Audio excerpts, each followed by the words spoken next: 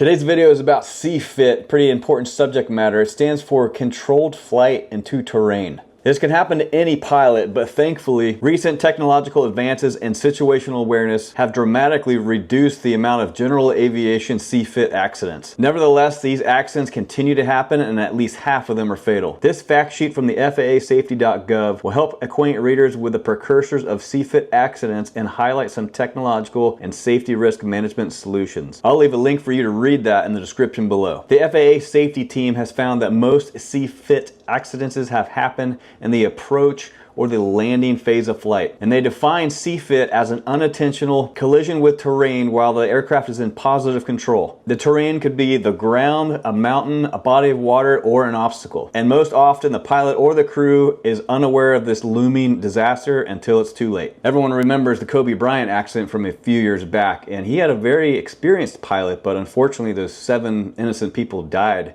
because of CFIT. During flight, a pilot always needs to stay vigilant to any changing conditions like deteriorating weather, fog, fuel burn, or fatigue. Helicopters can be extremely convenient, but at the same time, maybe staying on the ground, taking a private vehicle might be a safer bet. You always have to be ready and willing to adjust your plans. Stay flexible. Don't let external pressure from your boss enter the equation. That could have happened to Kobe's pilot. He was a celebrity, so he could have had a feeling a little bit of pressure there, but you can't let those things lead you to making a poor decision. Get there itis is a real thing. How do you avoid CFIT? Well, keep practicing. Jump in a simulator or a flight training device if you can, and you can practice approaches and keep your skills sharp. Many of these sims feature realistic graphics so you can familiarize yourself with a landing area that you have never been to before. You can practice instrument approach procedures before you have to do them for real. Don't let CFIT happen to you. Trust your instruments, trust your instincts, stay on the ground if you have to, or delay your flight. Sometimes your plan B